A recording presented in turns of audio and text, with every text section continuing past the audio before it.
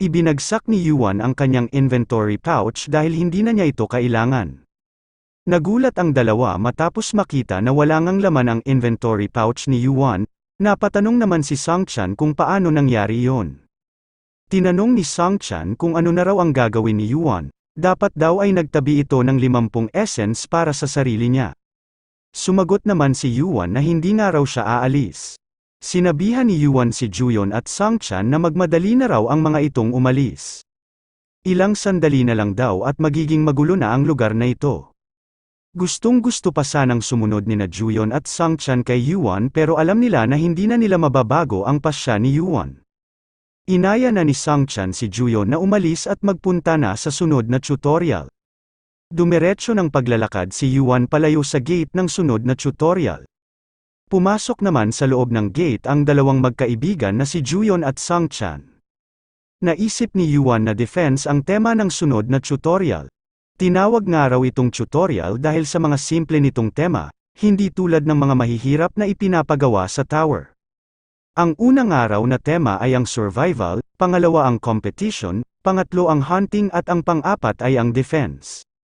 Naisip ni Yuan na tingin niya raw ay madadalian ang mga taong pumasok sa gate dahil sa dami ng mga ito sa gagawin nilang pagdepensa. May bigla namang lumapit kay Yuan na matandang lalaki at nagtanong kung naibenta na nga raw ba ni Yuan ang lahat ng kanyang essence. Hindi tumigil sa paglalakad si Yuan pero sumagot siya sa matanda na naibenta na nga raw niya ang lahat ng ito. Nalungkot naman ang matanda matapos marinig ang sagot ni Yuan. Napaluhod ito sa panlulumo, kahit alam niya na ubos na ang essence ni Yuan ay nagbaka sakali pa rin ito. Hindi niya ngayon matanggap ang katotohanan na hindi na siya makakapasok sa sunod na tutorial. Lalayo na raw si Yuan sa lugar na ito dahil magiging isa na raw itong lugar ng labanan. Nasa 20 katao pa ang natitira doon, magnanakawan daw ng essence ang mga taong naroon hanggang sa makumpleto nila ang kanilang kailangan. Kalahati raw sa mga ito ay makakaligtas at kalahati naman ay mamamatay. Wala raw siyang intensyon na makialam at magdesisyon kung sino sa mga ito ang mabubuhay at mamamatay. Noong nakalayo na si Yuan ay naisip niya na 1 oras na lang ang natitira.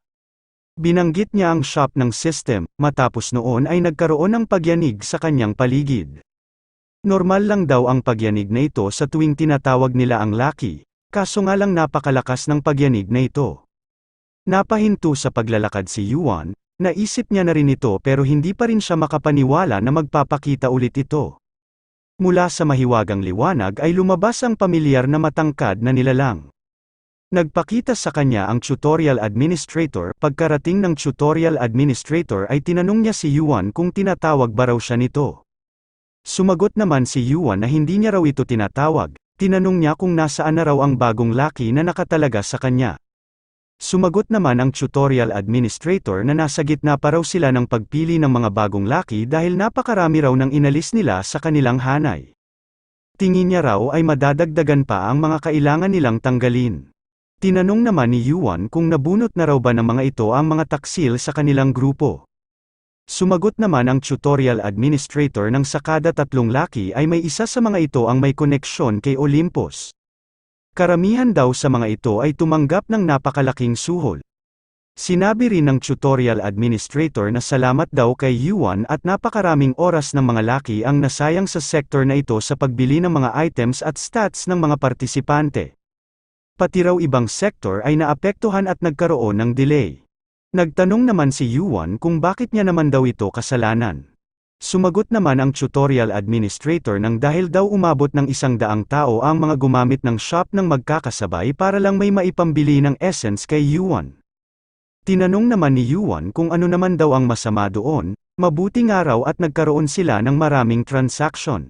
Tinanong niya rin kung ganoon na raw ba sila kagipit sa tauhan at kinailangan ng ang tutorial administrator mismo ang magbenta sa kanilang system shop. Sumagot ang tutorial administrator na hindi lang daw ito dahil sa pagpapatakbo ng shop. Tinanong niya si Yuan kung wala raw ba talaga itong alam sa nangyayari. Napaisip naman si Yuan, isa na raw siya ngayong administrative target. Nagpunta raw ang tutorial administrator upang alamin kung may nangyayaring anomalya o pandaraya sa tutorial, pero pag wala naman daw itong napatunayan ay hinahayaan na lang nila. Mukhang iba raw sa pagkakataong ito, sinabi ng tutorial administrator na nagawa raw makaipon ni Yuan ng 160,000 points sa loob pa lang ng third tutorial. Napakataas na rin daw ng level nito na maaari nang makasira sa ecosystem ng kanilang tutorial.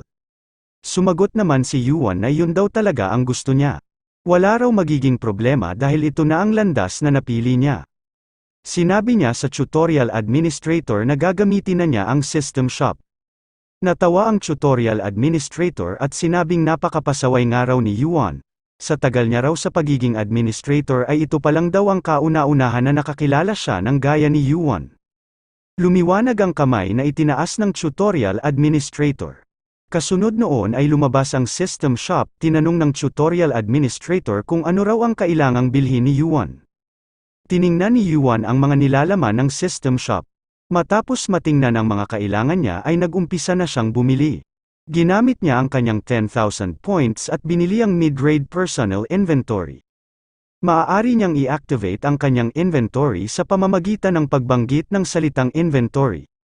Binili rin niya ang sandata na tinatawag na Arctic Steel Sword. Isa itong espada na nagbibigay ng ice-cold aura, nagkakahalaga ito ng 50,000 points. Pagkapindot niya ng buy button ay natanggap na niya agad ang binili niyang Arctic Steel Sword.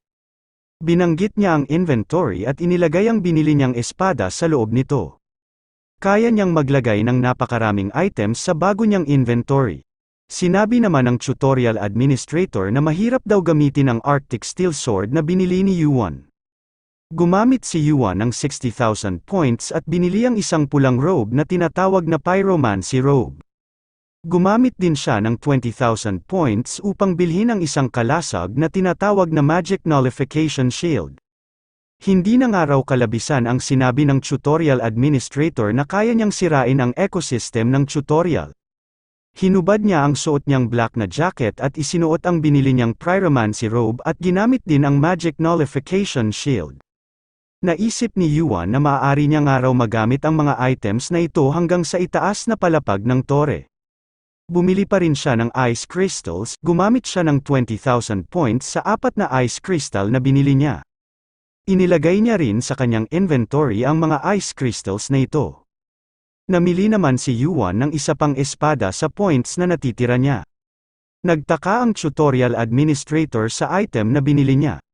Bumili siya ng well-sharpened sword na nagkakahalaga ng 2,000 points. Kaya raw medyo mahal ang ordinaryong espada na ito ay dahil sa tibay at talas nito. Sinabi ng tutorial administrator na napakasimple raw ng huling item na binili ni Yuan kumpara sa mga fancy magic item na una niyang binili. Sumagot naman si Yuan na nagustuhan niya raw ang espadang ito. 5,400 points na lang ang natitirang points ni Yuan. Sinabi ng tutorial administrator na wala na raw makakahamon kay Yuan sa ganda ng mga items na suot at gamit niya. Hindi raw magagawa ng iba pang partisipante ng tutorial na masira ang suot na Pyromancy Robe ni Yuan. Pero ipinaalala ng tutorial administrator na sa mga partisipante lang ito. Hindi naman sumagot si Yuan. Umalis ang tutorial administrator at pumasok sa loob ng mahiwagang liwanag. Bago ito tuluyang umalis ay sinabi niya kay Yuan na malaki raw ang inaasahan nito sa kanya. Naiwan sa daan si Yuan, iniisip niya kung nabasa nga ba ng tutorial administrator ang plano niya. Pero wala raw siyang pakialam kahit na ganoon, may narinig si Yuan na tunog ng countdown, matapos ang tunog ay tumingala si Yuan sa itaas. Sinabi niya na magsisimula na raw ito, sa itaas ay makikita na wala ng oras. Nakatanggap din siya ng notification na tapos na raw ang kanilang pangatlong tutorial. Nabasag ang remaining time screen sa itaas ng kanilang sector. Kasunod noon ay ang mensahe na bumagsak raw siya sa tutorial. Nagkaroon ng pagbabago sa buong paligid, naalis ang mga halaman na nakapulupot sa mga gusali. Mag-uumpisa na raw ang paglilipol sa loob ng kanilang sector.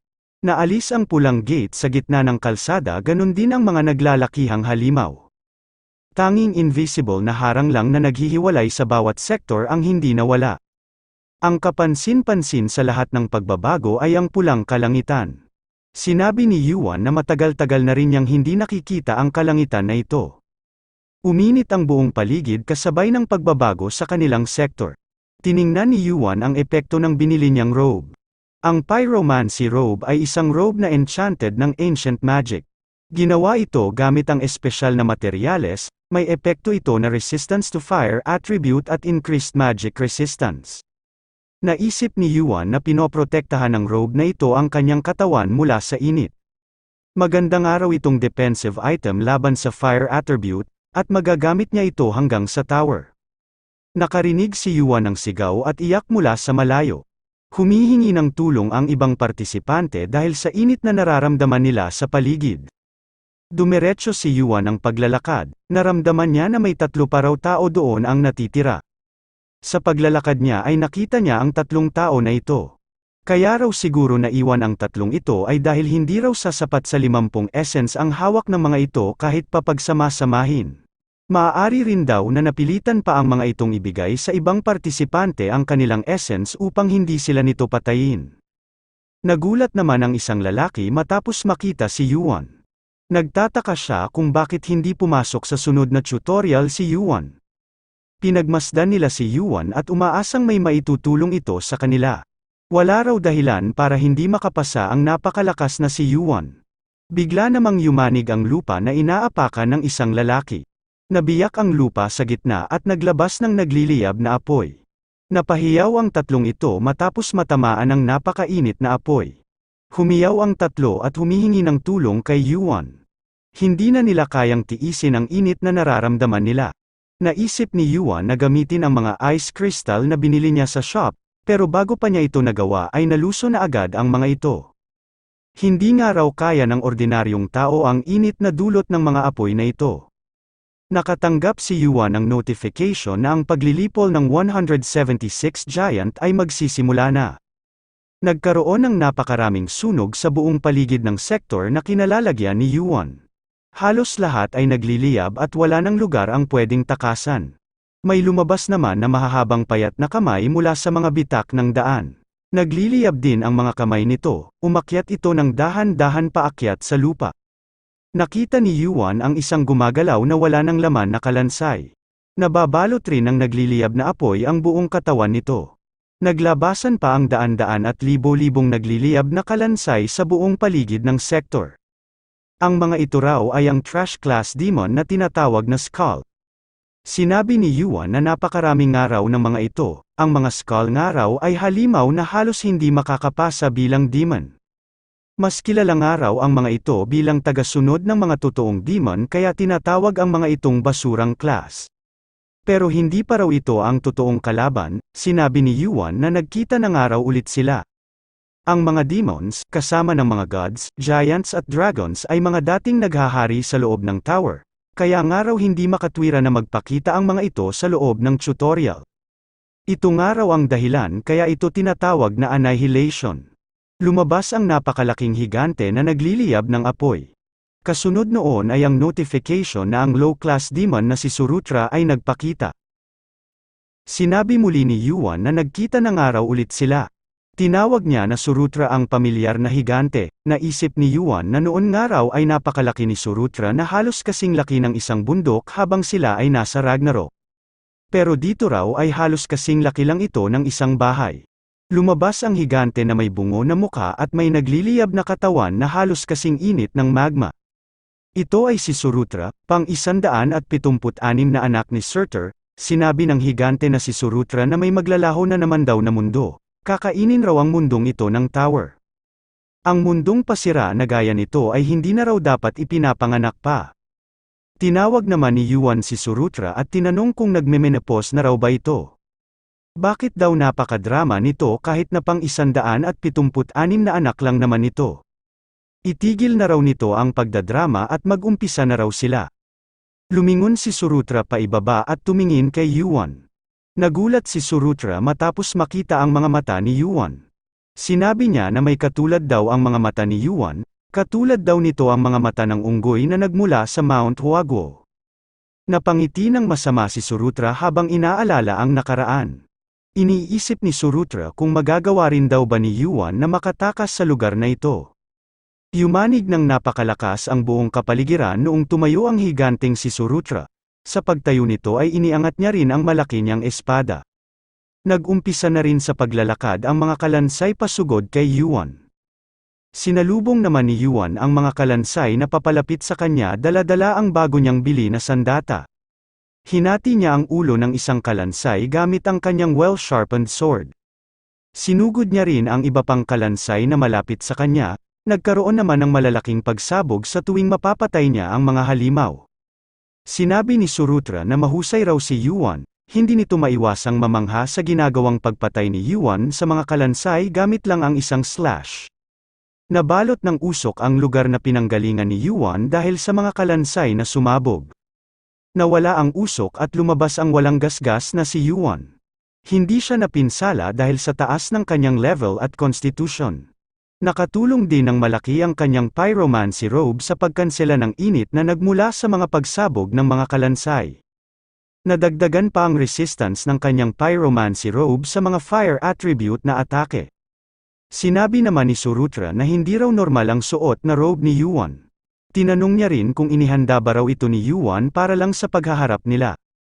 Ngumiti naman si Yuan at sumagot ng wala raw makakatalo sa pagbabayad upang manalo. Tumingin si Yuan sa harap ng nagliliyab na higante at sinabing hindi niya raw ito inihanda para lang harapin si Surutra, inihanda niya raw ito upang talunin ang higanteng ito. Tinanong ni Surutra kung tama nga raw ba ang rinig niya na tatalunin siya ni Yuan. Napakayabang at napakaanghang naman daw ng mga salitang sinabi nito. Saka raw ito sabihin ni Yuan kapag nagawa na nitong makarating sa pwestong kinatatayuan niya. Sinabi naman ni Yuan na mukhang ayaw nga raw ni Surutra na marinig na pababagsakin siya. Sumagot naman si Surutra na tingnan na lang daw nila kung hanggang saan ang mayabang na asta ni Yuan. Sinabi naman ng bida nating si Kim Yuan na napakaingay raw ng higanteng halimaw na ito. Tumalon ng mataas si Yuan papunta sa gitna ng hukbo ng mga kalansay upang tumigil na sila sa usapan at umpisahan na ang kanilang labanan. Nagagawang mabiyak ni Yuan ang daan sa kanyang mga atake dahil sa talas ng gamit niyang well-sharpened sword. Sa ilang segundo lang ay nagawa niyang makapatay ng napakaraming nagliliyab na kalansay. Pagkapatay niya sa mga ito ay nag-umpisa na ulit gumalaw ang kanyang experience. Nakatanggap siya ng mga notification na nag-level up na raw siya. Habang nakikipaglaban ay naisip ni Yuan na mabuti raw at nakakapagpa-level up na ulit siya. Dahil nga raw mas mataas na klase ng halimaw ang mga kalansay kumpara sa mga halimaw sa kanilang tutorial ay nakakapagbigay raw ito ng mataas na experience. Sumabog ang mga katawan ng mga nagliliyab na kalansay matapos mapatay ni Yuan. Hindi pa raw ganoon kadelikado ang mga pagsabog na ito dahil sa suot na item ni Yuan. Sa matagal na labanan ay nagkaroon na ng lamat ang kanyang magic nullification shield dahil sa pagsalo ng napakaraming pagsabog. Kahit ganoon ay nagpatuloy pa rin si Yuan sa pag-atake sa mga hukbo ng nagliliyab na kalansay. Nagawang makapatay ni Yuan ng halos 1,000 nagliliyab na kalansay sa loob ng 2 oras. Dumami na ang lamat sa magic nullification shield ni Yuan sa sunod-sunod na pagsabog ng hukbo ng mga nagliliyab na kalansay. Matapos noon ay nakatanggap ulit siya ng notification na nag-level up na ulit siya. Malalagay raw ang kanyang random stats sa kanyang dexterity, constitution at arcane power. Naisip ni Yuan na sa 2 oras niyang pakikipaglaban kahit nakasuot man daw siya ng pyromancy robe ay nararamdaman na raw niya ang init sa buo niyang katawan. Ang pagsabog daw na nangyayari tuwing namamatay ang isang kalansay ay medyo mapanganib na raw. Hindi raw ito nagbibigay ng maraming pinsala pero wala raw siyang paraan upang maiwasan ito, wala raw siyang pagpipilian kundi harapin na lang ito. Naisip ni Yuan na maaari raw siyang gumamit ng mana blast sa kanyang pakikipaglaban pero hindi raw ito magandang paraan dahil sa taas ng konsumo nito sa kanyang mana. Malapit na rin sa limit ang kanyang shield pero natural lang ito dahil sa libo-libong pagsabog na sinalo nito. Tingin niya raw ay oras na para gamitin ang bagay na yon. Tinawag niya ang higante at sinabing bakit hindi na lang ito bumaba at pauwiin na ang mga maliliit nitong alagad. Halos malapit na rin si Yuan kay Surutra kaya kahit anong oras ay pwede na niyang atakihin ang higante. Sinabi ni Surutra na nakakamangha nga raw ang epekto ng mga items na meron si Yuan. Napapaisip raw siya kung paano nagawa ni Yuan na makakuha ng mga items na ito sa loob lang ng tutorial. Bigla namang tumalon si Surutra. Sa isang iglap lang ang napakalaking katawan ni Surutra ay pumatak sa harapan ni Yuan. Sinabi naman ni Yuan na dapat daw ay mahiya si Surutra sa pagpunta at pagwawala nito sa loob ng tutorial. Sumagot naman si Surutra nang naroon lang daw siya upang bigyan ng parusa ang mga taong hindi karapat-dapat. Itinutok nito ang kanyang espada kay Yuan at sinabing naiiba raw si Yuan. Karapat-dapat daw ito, may kakayahan raw ito na umakyat ng tore, maging isang ranker at mamuno sa loob ng tower. Tinanong ni Surutra kung bakit daw nandoon si Yuan, nagsakripisyo ba raw ito upang iligtas ang iba niyang kasamahan. Sumagot naman si Yuan na nasabi na niya ito, naroon daw siya upang patayin ang nagliliyab na higante na si Surutra. Matapos marinig ang sagot ni Yuan ay tumawa ng napakalakas si Surutra, sinabi niya na kung totoo nga raw na naroon si Yuan para talunin siya, ay tama nga lang daw na harapin na niya agad si Yuan. Iniangat ni Surutra ang kanyang napakalaking espada. Itinaas ni Yuan ang kanyang null magic shield, may sapat na raw siyang fiery ki sa loob ng kanyang katawan at nakahanda na sa mangyayari. Umatake na si Surutra at ginamit ang kanyang napakalaking espada. Isinangga naman ni Yuan ang kanyang null magic shield. Iniisip niya na magagawa niya itong mapagtagumpayan. Dumami ang mga bitak ng null magic shield na nakasama niya sa labanang ito. Hanggang sa hindi na nito kinaya ang bigat ng malaking espada ni Surutra at tuluyan ng nabasag. Habang nangyayari ito ay naalala ni Yuan ang sinabi sa kanya ni Son Ogong na kung gusto raw ba niyang malaman kung paano nito nakuha ang mga mata niya. Pagkabasag ng shield ni Yuan ay direkta na siyang tinamaan ng flame sword ni Surutra. Nagkabitak-bitak ang lupa na kinatatayuan ni Yuan dahil sa lakas at bigat ng atake ni Surutra. Ayon kay Son Ogong medyo espesyal daw ang paraan kung paano niya ito nakuha. Sinabi niya na bumagsak daw siya sa pangatlong tutorial. Hindi raw dahil mahina siya kundi nagkataon lang daw ito kaya ito nangyari, pero hindi na raw yun mahalaga. Ang mahalaga raw ay ang nangyari kasunod noon. Nagtanong si Son Ogong kung alam ba raw nito ang annihilation na dumarating sa loob ng tutorial. Pakinggan raw ni Yuan ang sasabihin niya, ang mga mata niya raw ay. Tumingin si Surutra sa butas na ginawa ng kanyang flame sword. Kahit pa raw anong ganda ng mga items na suot ni Yuan ay hindi raw nito kakayanin ang atake niya, siguro raw ay patay na ito o kaya ay lubhang nasugatan. Pero napaisip rin si Surutra kung bakit pakiramdam niya ay sinadya ni Yuan na hindi umiwas at seluhin na lang ang kanyang atake. Nag-iisip ito kung ano ang maaaring dahilan ni Yuan para gawin ang bagay na ito. Nagulat si Surutra matapos makita na lumabas mula sa butas ng lupa ang bida nating si Kim Yuan. Sinabi naman ni Yuan na akala raw niya ay mamamatay na siya dahil sa sobrang init. Naisip niya rin ang mga paghamon sa kanya ni Son Ogong ng mahigit sa 100 beses. Sa dami raw ng naging labanan nila ay nagawa niya lang itong matalo ng ilang beses. May mga dahilan daw kaya nahihirapan siya ditong manalo. Mula sa staff ni Son Ogong na tinatawag na Rui Jingo na kayang humaba ng walang katapusan. Sa kanyang Flying Nimbus na pinakaunang ulap na nabuo sa buong kalawakan na may kakayahan na magpaulan ng kidlat at kayang maglakbay sa anumang lugar ng napakabilis. Isama pa raw ang walang hanggan na arcane power nito na nakuha niya sa pamamagitan ng pagkain ng lahat ng pitches of immortality sa loob ng Heavenly Pitch Garden, isa ito sa mga treasure ng Heavenly Realm. Pero ang pinakadahilan daw kaya napakahirap nitong matalo ay dahil daw sa kanyang mga mata. Nakatanggap si Yuan ng notification na nagawa na raw niya ang kondisyon para sa hidden piece at mag-e-evolve raw ang kanyang monkey eyes. Ang Cinder Eyes ay ang nag-evolved na monkey eyes na nag-synchronized sa Demon Fire. May kakayahan nito na malaman ang mabuti at masama, pati na rin ang totoo at kasinungalingan. Nagbibigay rin ito ng malakas na resistance sa apoy. May skill rank ito na A at may 12.14% na proficiency. May epekto rin ito na resistance to fire attribute at sensory amplification battle prediction. Natanggap na ni Yuan ang kanyang bagong skill na tinatawag na Cinder Eyes.